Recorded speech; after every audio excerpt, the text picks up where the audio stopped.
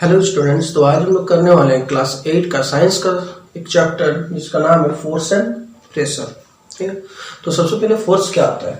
ए push और pull of an object is called force. यानी किसी भी चीज को धकेलना या फिर खींचना क्या कहलाएगा? फोर्स कहलाएगा। जैसे कि कोई एक ऑब्जेक्ट है, मास m का है, ठीक है, इसको हमको यहां तक ले जाना है। ठीक है, तो इसमें जो एफर्ट लगाएंगे, कुछ तो लगाएंगे, यहाँ पे तब न जाएगा यहाँ तक। ठीक है, यहाँ से यहाँ तक ले जाने के लिए कुछ तो एफर्ट लगाना पड़ेगा, एक्सटर्नल एफर्ट लगाना पड़ेगा। तो उस एक्सटर्नल एफर्ट को ही हम लोग क्या कहते हैं? फोर्स कहते हैं।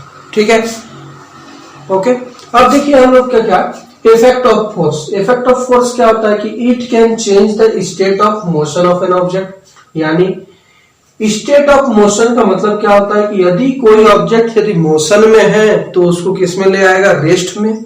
और कोई ऑब्जेक्ट यदि रेस्ट में है तो उसको क्या कर देगा? मोशन में कर देगा। कौन? The force. ठीक है, फोर्स क्या करता है कि स्टेट ऑफ मोशन को क्या करता है? वो चेंज करता है। ठीक है, अगला क्या है? It can change speed of moving object. यानी कि कोई भी ऑब्जेक्ट यदि चल रहा है, कुछ स्पीड से चल रहा है, फिर उसी डायरेक्शन में यदि हम कुछ फोर्स लगा दिए, जिस डायरेक्शन में चल रहा था उसी डायरेक्शन में हम लोग क्या किए? फिर से उसको फोर्स लगा दिए, तो वो क्या होगा कि उसी डायरेक्शन में क्या होगा? स्पीड ली जाएगा। यानी क्या? उसका क्या कर दिया हम लोग? स्पीड चेंज कर दिए। ठीक है, अगला क्या है कि it can change the direction of moving object. यानी ये क्या बोल रहा है कि किसी भी ऑब्जेक्ट यदि मूव कर रहा है तो उसको हम लोग क्या कर सकते हैं? फोर्स के द्वारा उसका डायरेक्शन भी चेंज कर सकते हैं। जैसे एक बैट्समैन बॉलिंग किया, बैट्समैन हिट किया, तो बॉलर उधर मतलब बैट्समैन के ऑपोजिट डायरेक्शन में बॉल फेंका। ठीक है, तो ये क्या किया? हिट किया जैसे बैट्समैन बॉल को, तो वो क्या हुआ? उसका चेंज हो गया, डायरेक्शन चेंज हो गया। या फिर फुटबॉल जो किक किया जाता है, अलग अलग डायरेक्शन चेंज करते रहता है, अलग अलग फुटबॉलर किक करते रहता है। तो यानी क्या कि फोर्स क्या करता है? डायरेक्शन को भी क्या करता है? चेंज करता है। ठीक है, अगला है हमारा क्या कि it can change shape and size of an object. Shape and size मतलब क्या? फोर्स लगाए तो वो क्या होगा? उसका शेप में बदलाव आएगा, साइज में बदलाव आएगा। जैसे एक रबर बैंड है, रबर बैंड को खींचेंगे तो वो क्या होगा? बड़ा हो जाएगा। फिर जैसे ही छोड़ देंगे तो फिर वो अपना नॉर्मल शेप में आ जाएगा।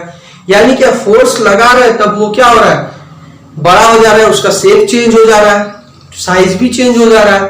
ठीक है, तो यानी क्या? फोर्स यदि लगाएंगे किसी भी ऑब्जेक्ट पे तो उसका क्या हो जाएगा? शेप और साइज भी क्या होता है? चेंज होता है। जैसे आटा का गूंथना भी, आटा जो गुथाता है तो उसमें भी क्या होता है? उसका शेप साइज चेंज होते रहता है। ठीक है, अब देखते हैं अगला इसका ऐसा यूनिट ऑफ फोर्स।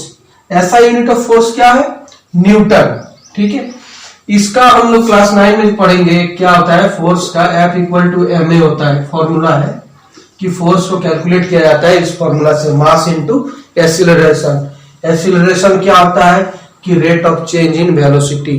यानी वेलोसिटी में जो चेंजमेंट आएगा टाइम के साथ साथ, उसको हम लोग क्या कहते हैं? एक्सीलरेशन कहते हैं। तो देखिए, एक न्यूटन को हम डिफाइन करेंगे कैसे कि the amount of force required to accelerate. यानी एक फोर्स जो हमको जितना देना पड़ेगा, 1 kg मास, मतलब एक ऑब्जेक्ट है जिसका मास क्या है? 1 kg है, तो उसको हमको घिसकाने में जितना फोर्स लगेगा, ठीक है, यानी वहां पे एक्सीलरेशन प्रोड्यूस करवाने में, एक्सीलरेशन कितना ना 1 मीटर पर सेकेंड स्क्वायर का एक्सीलरेशन प्रोड्यूस करने में, ठीक है, उसको कितना फोर्स लगेगा, उस फोर्स को हम लोग क्या कहते हैं? 1 न्यूटन कहते हैं। यदि हम देखेंगे इस फॉर्मूला के हिसाब से तो हमारा m क्या है? 1 है, और a क्या है? 1 मीटर पर सेकेंड स्क्वायर है, 1 है kg है। ठीक है, तो F इक्वल टू क्या हो जाएगा? 1 इंटू 1 इक्वल टू 1, और 1 न्यूटन कहते हैं। और 1 न्यूटन क्या होता है कि 1 kg मीटर पर second square equal to 1 newton होता है। ठीक है, ये kg हो गया हमारा मास का यूनिट, और मीटर पर सेकेंड स्क्वायर हो गया हमारा एक्सीलरेशन का यूनिट। ठीक है, तो 1 kg पर मीटर स्क्वायर को हम लोग क्या कहते हैं? 1 न्यूटन कहते हैं। ठीक है, अब हम लोग देखेंगे अगला तो कैसे करके हम लोग फोर्स को कैलकुलेट करते हैं, रिजल्टेंट फोर्स कैसे निकालते हैं। ठीक है,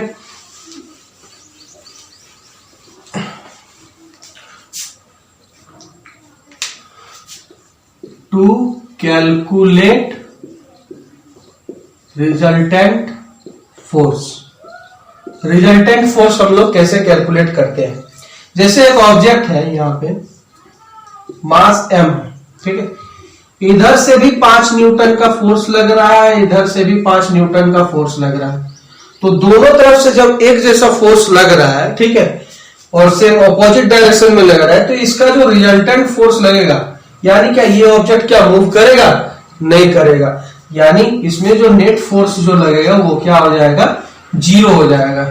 ठीक है, और ये ऑब्जेक्ट क्या होगा? मूव नहीं करेगा। अगला है क्या हमारा, जैसे एक मास m का है ऑब्जेक्ट, इधर से लग रहा है 5 न्यूटन और इधर से लग रहा है इसका 3 न्यूटन, इधर से 3 न्यूटन लग रहा है। ठीक है, तब क्या होगा, इसका जो नेट फोर्स जो आएगा वो क्या होगा कि जो बड़ा वाला फोर्स में से छोटा वाला, मतलब इधर से कम फोर्स लग रहा है, इधर से ज्यादा फोर्स लग रहा है, यानी ऑब्जेक्ट मेरा किधर मूव करेगा? इधर मूव करेगा।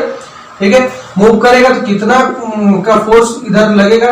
तो ये माइनस कर देंगे, बड़ा वाला में से छोटा वाला को माइनस कर देंगे, यानी 2 न्यूटन के हिसाब से, यानी 2 न्यूटन का फोर्स से वो ऑब्जेक्ट इधर घिसकेगा। ठीक है, तो इस तरह करके हम लोग क्या करते हैं, रिजल्टेंट फोर्स को निकालते हैं। और ये जो कहलाता है इसको हम लोग कहते हैं बैलेंस्ड फोर्स। बैलेंस्ड फोर्स कहते हैं, यानी सब तरफ से इक्वल अमाउंट ऑफ फोर्स लगेगा तो उस ऑब्जेक्ट पे कोई मूवमेंट नहीं होगी, तो उसको हम क्या कहेंगे? बैलेंस्ड फोर्स कहेंगे। ठीक है, देखिए इधर से भी यदि 5 न्यूटन का लग रहा है, इधर से भी 5 न्यूटन का लग रहा है, इधर से भी तो सभी तरफ से यदि उसके ऊपर यदि 5 न्यूटन का फोर्स लग रहा है, या फिर मतलब इक्वल अमाउंट ऑफ फोर्स लग रहा है, उसको हम लोग क्या कहेंगे? बैलेंस्ड फोर्स कहेंगे। और अनबैलेंस्ड फोर्स किसको कहेंगे? जिसमें मतलब अलग अलग डायरेक्शन, मतलब तरफ से डायरेक्शन से अलग अलग टाइप का फोर्स लग रहा है, उस ऑब्जेक्ट पे एक्ट कर रहा है, तो उसको हम लोग क्या कहेंगे? अनबैलेंस्ड फोर्स कहेंगे। Unbalanced force. ठीक है, अब देखेंगे हम लोग types of force.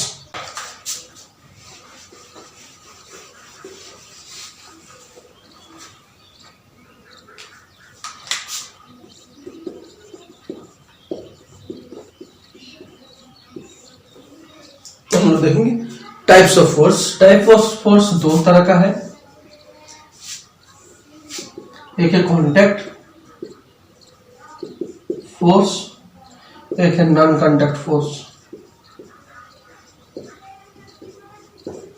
Contact force क्या होता है कि एक ऐसा फोर्स जब 2 ऑब्जेक्ट, ठीक, आपस में जब कांटेक्ट में हो, ठीक है, तब जो उन दोनों के बीच में जो फोर्स रहेगा उसको, उस टाइप का फोर्स को हम लोग क्या कहेंगे? कांटेक्ट फोर्स कहेंगे। यानी direct contact with each other. ये कह सकते हैं, इसका जो डिफिनेशन होगा वो क्या होगा कि यहां जो लिखे हम लोग direct contact with each other, यानी क्या, ये जो है फोर्स का सोर्स से, ठीक है, source of force.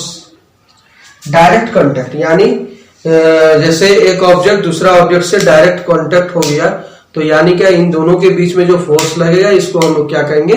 Contact force कहेंगे। ठीक है, तो इसका जो है टाइप्स, इसका भी 2 टाइप्स है, 2 से 3 टाइप्स है, 3 है। पहला है हमारा मस्कुलर फोर्स। मस्कुलर फोर्स क्या होता है कि जब हम लोग अपना मसल्स के द्वारा किसी भी ऑब्जेक्ट पे फोर्स लगाते हैं तो उसको हम लोग क्या कहते हैं? मस्कुलर फोर्स कहते हैं। ठीक है, जैसे किसी भी चीज को लिफ्ट करना, किसी जैसे कलम से ही हम लोग लिख रहे हैं, ठीक है, तो यानी क्या, जो हम लोग फोर्स अपने मसल्स के द्वारा जो लगाते हैं उसको हम लोग क्या कहेंगे? मस्कुलर फोर्स कहेंगे। फोर्स यहां पे हम लोग लिख सकते हैं इसका डिफिनेशन कि force exerted by muscles, muscles के द्वारा जो फोर्स एग्जर्ट किया जाएगा उसको हम लोग क्या कहेंगे, मस्कुलर फोर्स कहेंगे। दूसरा है हमारा frictional force. Frictional force, frictional force क्या होता है कि जब कोई ऑब्जेक्ट मूव कर रहा हो तो उसके ऑपोजिट डायरेक्शन में एक फोर्स लगता है। ठीक है, यदि कोई ऑब्जेक्ट किसी सरफेस पे रह के मूव कर रहा हो तो उस पे एक ऑपोजिट डायरेक्शन में एक फोर्स एक्ट करता है। ठीक है, ये इधर मूव कर रहा हो, इधर एक ऑपोजिट डायरेक्शन में एक फोर्स लगता है जिसको कहा क्या जाता है, फ्रिक्शनल फोर्स। यानी the force that oppose the motion of an object is called frictional force. इसका हम डिफिनेशन लिख सकते हैं, द force exerted in the opposite direction of a moving object।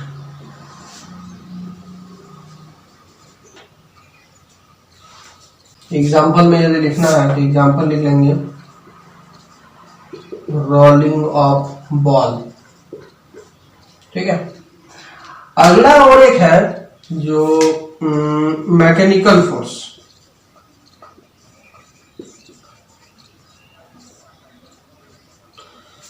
Mechanical force क्या होता है कि जो मशीन सब के द्वारा जो कांटेक्ट में, जब एक मशीन दूसरा मशीन से कांटेक्ट रहता है तो उस टाइम जो फोर्स प्रोड्यूस होता है या फिर एक्ट करता है तो उसको हम लोग क्या कहेंगे, मैकेनिकल फोर्स। यानी फोर्स exerted by machine। ठीक है, यानी मशीन के द्वारा जो फोर्स एग्जर्ट करेगा उसको हम लोग क्या कहेंगे, मैकेनिकल फोर्स कहेंगे। ठीक है, अब हम लोग देखेंगे नॉन कांटेक्ट फोर्स के बारे में।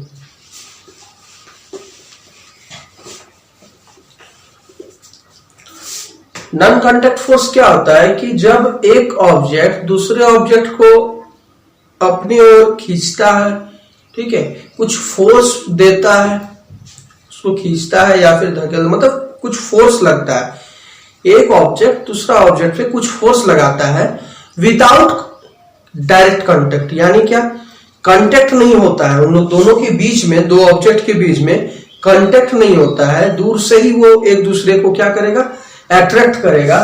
तो उस टाइप का फोर्स को हम क्या कहेंगे, नॉन कांटेक्ट फोर्स कहेंगे। ठीक है, the force act from, the force acts from a distance. ठीक है, कोई एक डिस्टेंस से यदि जो फोर्स एक्ट करता है उसको हम लोग क्या कहेंगे, non contact force without direct contact.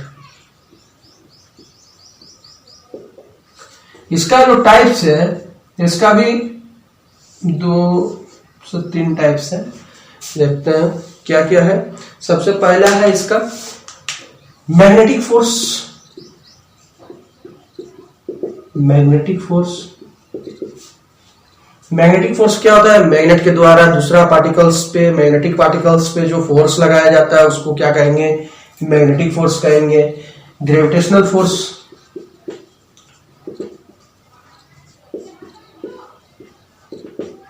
और तीसरा है इलेक्ट्रोस्टैटिक फोर्स।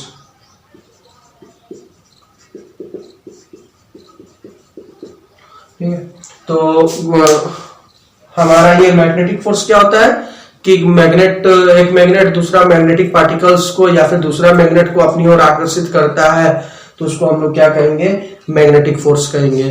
ठीक है, ग्रेविटेशनल फोर्स क्या होता है कि इस यूनिवर्स में हर एक ऑब्जेक्ट, कोई भी ऑब्जेक्ट, हर एक ऑब्जेक्ट का बात बोल रहे हैं, ठीक है, कोई भी ऑब्जेक्ट एक दूसरे ऑब्जेक्ट को अट्रैक्ट कर रहा है।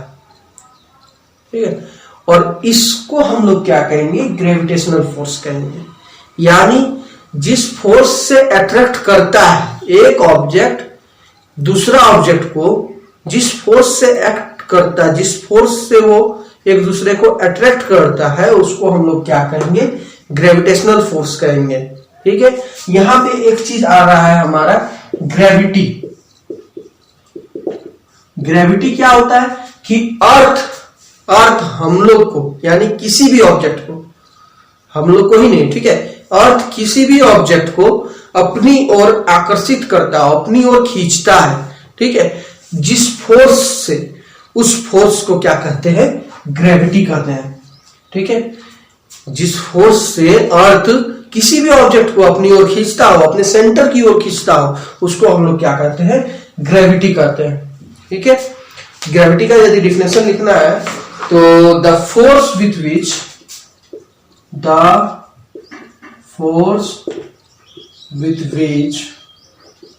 अर्थ attracts any object towards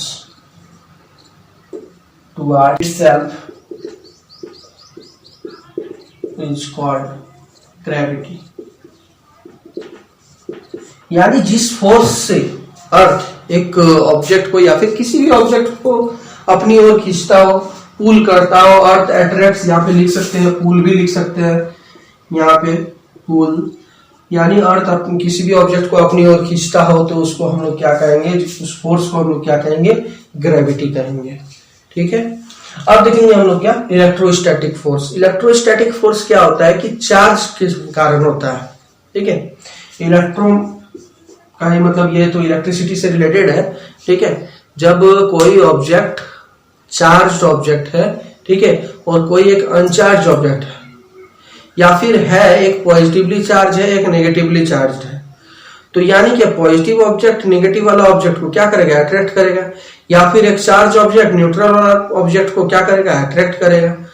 तो उसमें जो फोर्स लगता है, उस फोर्स को हम लोग क्या कहते हैं, इलेक्ट्रोस्टैटिक फोर्स कहते हैं। जैसे रहता है एक प्लास्टिक का जैसे कंघी जो आता है, कंघी को बाल में रगड़ लिए, उसके बाद कुछ छोटे छोटे टुकड़े का पेपर रख लिए, वो क्या करेगा, उस पेपर को अट्रैक्ट करता है। तो ये कौन सा फोर्स लगता है, ये due to electrostatic force, okay. अब हम लोग देखेंगे क्या, अगला जो टॉपिक था हमारा, ये प्रेशर के बारे में।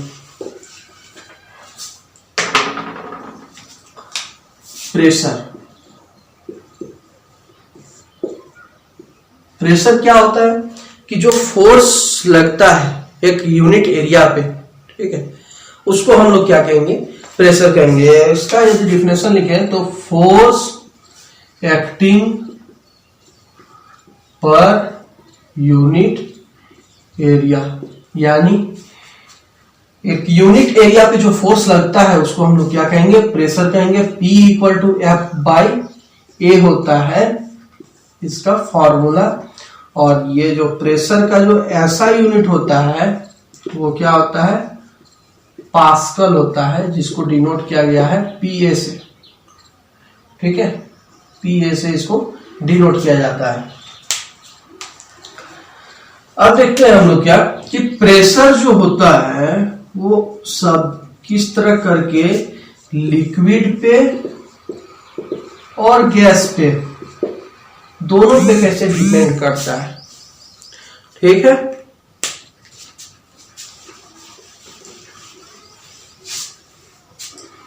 तो जैसे प्रेशर का जो फॉर्मूला था P equal to F by A, यानी फोर्स और एरिया, तो दो चीज पे प्रेशर डिपेंड करता है।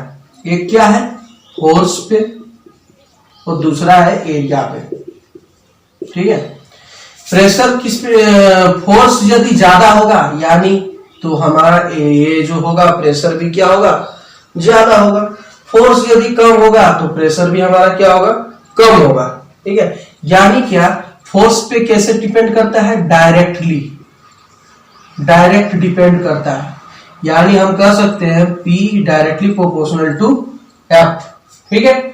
और ये जो एरिया पे ये क्या करता है, इनडायरेक्टली डिपेंड करता है, यानी कि एरिया यदि बढ़ेगा तो प्रेशर घटेगा, और एरिया यदि घटेगा तो प्रेशर बढ़ेगा।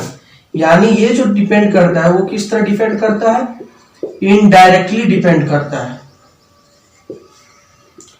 P inversely proportional to area, ठीक है। अब जो है हमारा कि प्रेशर किस तरह करके जो एग्जर्ट करता है लिक्विड और गैस, उसके बारे में देखेंगे।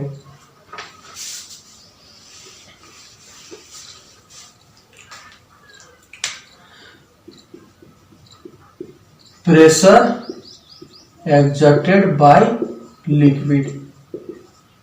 ठीक है, एक जार ले लिए, इसमें पानी से भर दिए पूरा, इसको जगह जगह पे छेद करनी है।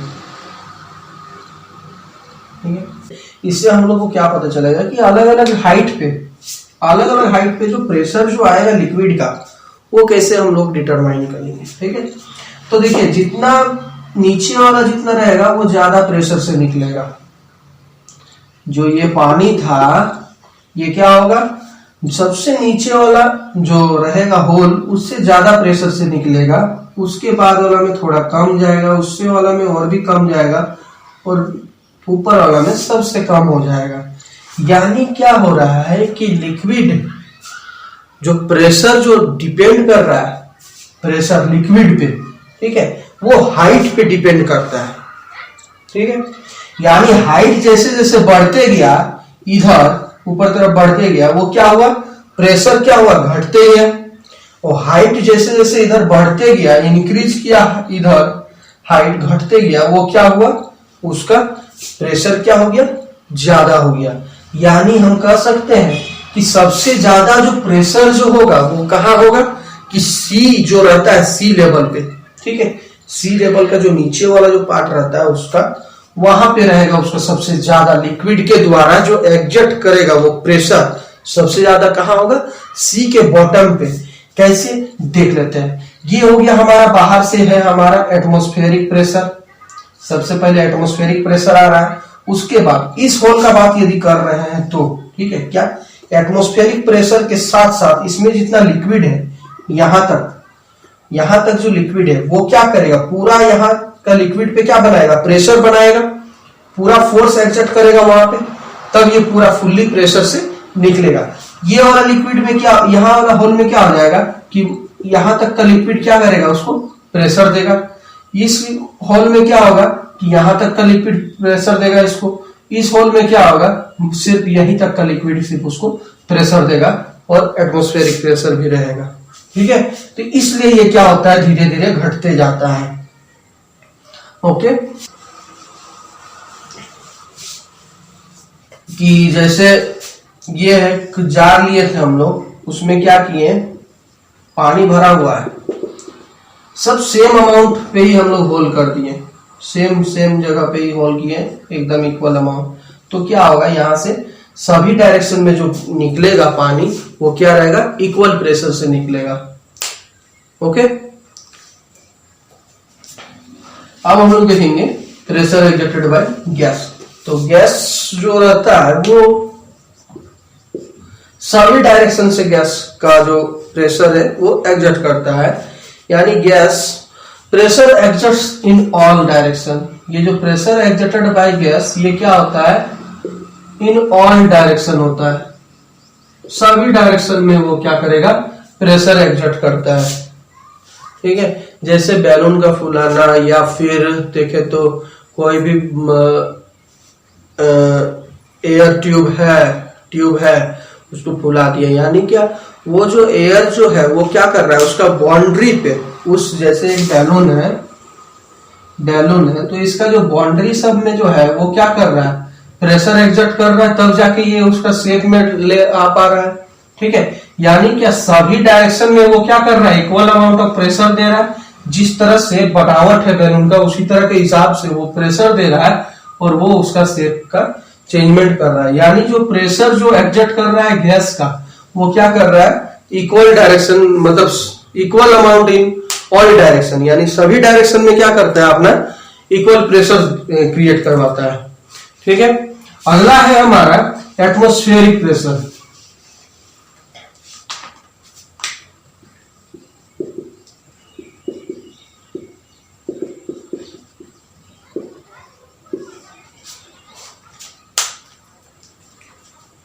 ये क्या होता है कि the pressure exerted exerted by atmosphere, the pressure exerted by atmosphere is known as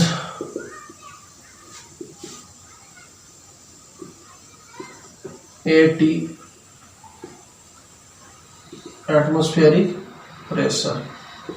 यानी क्या, जो प्रेशर जो एग्जर्ट करेगा एटमॉस्फेयर, एटमॉस्फेयर में क्या है ना, एयर, जो प्रेशर एग्जर्ट करेगा एयर, ठीक है, उसको हम लोग क्या कहेंगे, एटमॉस्फेरिक प्रेशर कहेंगे। जो एटमॉस्फेयर में जो एयर है उसके द्वारा जो प्रेशर एग्जर्ट करता है किसी भी ऑब्जेक्ट पे, उसको हम लोग क्या कहेंगे, एटमॉस्फेरिक प्रेशर कहेंगे। देखते हैं, जैसे एक बोतल है भरा हुआ है पानी से, ठीक है, क्या किए, इसका ढक्कन थोड़ा सा लूज करके इसको दबा दिए, दबा देंगे तो वो क्या होगा, इस तरह का पोजीशन आ जाएगा, इसमें इस तरह का हो जाएगा, और इसी तरह का रहेगा जब तक उसका ढक्कन हम लोग फिर से खोलेंगे और टाइट नहीं करेंगे तो। यानी क्या, जैसे ढक्कन खोलेंगे अब क्या होगा कि हवा अंदर घुसेगा, तब जाके वहां दोनों का एयर प्रेशर जो है वो क्या होगा, इक्वल होगा।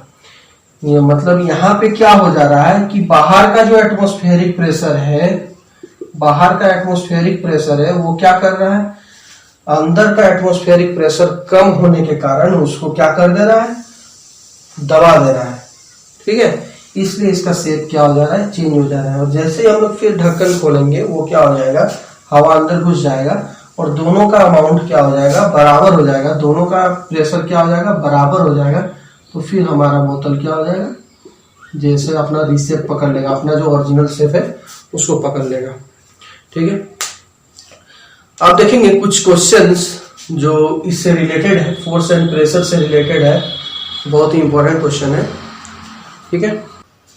ये तो अब हम लोग करेंगे जो प्रेशर और एटमॉस्फेरिक से रिलेटेड कुछ क्वेश्चन, ठीक है। पहला क्वेश्चन है कि we feel uncomfortable at high altitude. यानी क्या कि जैसे हम लोग हायर एल्टीट्यूड में जाते रहेंगे, तो पहाड़ में जाएंगे या फिर कहीं हाई यदि जाएंगे, हाई लेवल यानी अर्थ से हाई, अर्थ सरफेस से क्या हाई जाएंगे, ऊपर की ओर जाएंगे, तो वो क्या होगा, धीरे धीरे क्या होता है, एटमॉस्फेयर का प्रेशर जो है वो क्या होता है, कम होते जाता है।